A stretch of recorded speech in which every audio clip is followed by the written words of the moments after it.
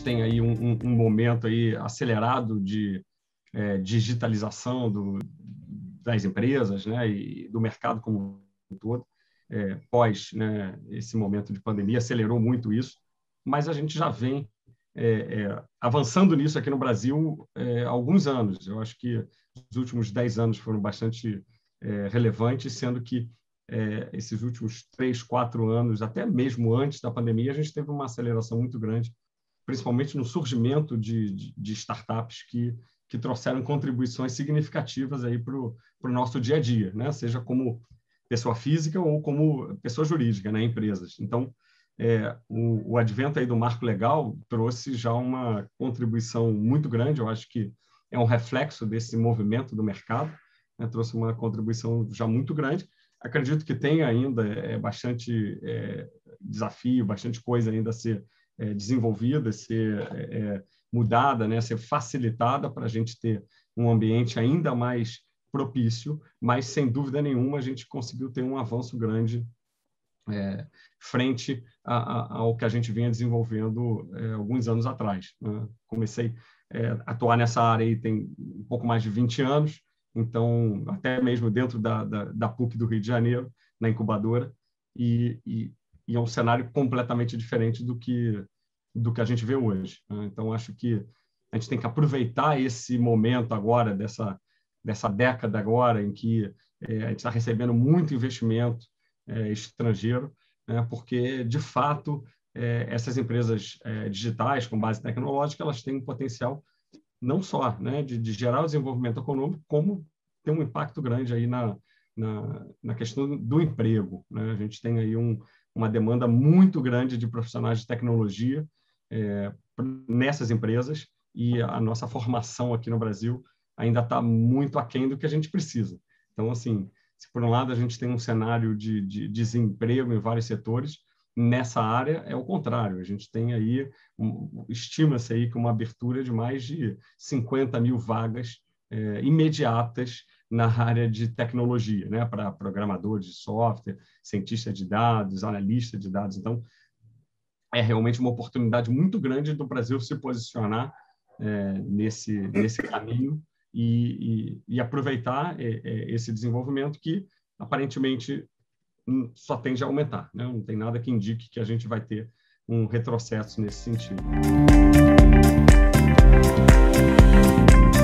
O primeiro ponto bacana, eu acho, desse projeto do Marco Legal das Startups, a sua tramitação, é que ele envolveu realmente todos os atores desse ecossistema. O deputado Vinícius Poit foi muito feliz, e muitos de São Paulo aí participaram na Câmara dos Deputados, e quando eu assumi aqui o Senado e assumi a relatoria, eu percebi esse movimento, vi um pessoal muito organizado em torno do projeto, e procurei também levar para outros estados, né? Eu já tinha uma experiência em Santa Catarina, em que eu acompanho a ACAT desde praticamente do início dela, o Sapiens também, e a gente pôde trazer esses ecossistemas de Santa Catarina, do Paraná, do Recife, do Rio de Janeiro, né? Então, primeiro, essa participação democrática de todos foi muito bacana.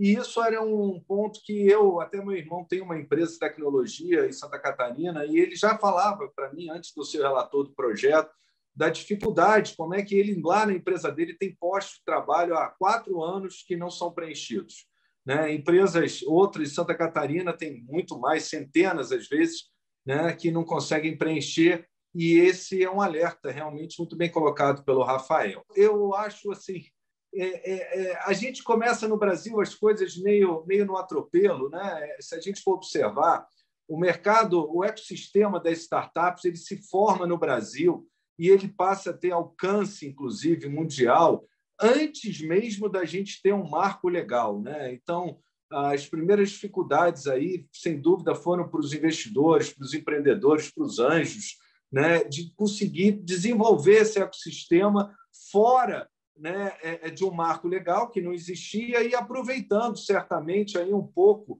da legislação societária, da legislação civil, e foram construindo as suas relações jurídicas.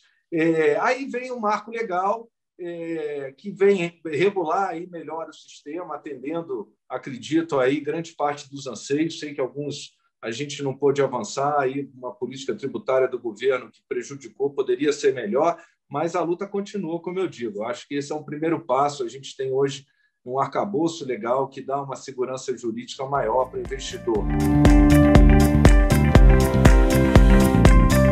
A reboque do marco, agora, eu acho, Rafael, que talvez seja o momento da gente investir na mão de obra. Eu sempre digo que o marco legal, eu acho que ele traz alguns efeitos colaterais positivos, e eu trato sempre de dois.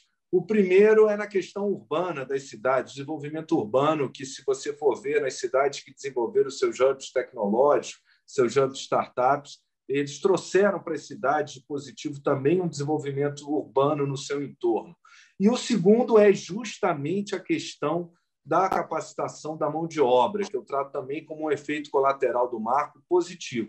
Tardio, talvez, o marco também veio tarde, né? Mas veio talvez no momento que a gente ainda pode alavancar ainda muito mais, né? Se estamos aí entre os unicórnios principais do mundo, agora com os investimentos eu acredito muito mais. E nesse campo aí da formação profissional, o marco, ele queira ou não, ele vai empurrar os governos a começar a desenvolver suas políticas públicas educacionais voltadas para a tecnologia, coisa que, como disse o Rafael, países como a China, Coreia do Sul e Índia até já começaram bem antes, mas a gente tem mão de obra, né, para qualificar, né, para esse mercado.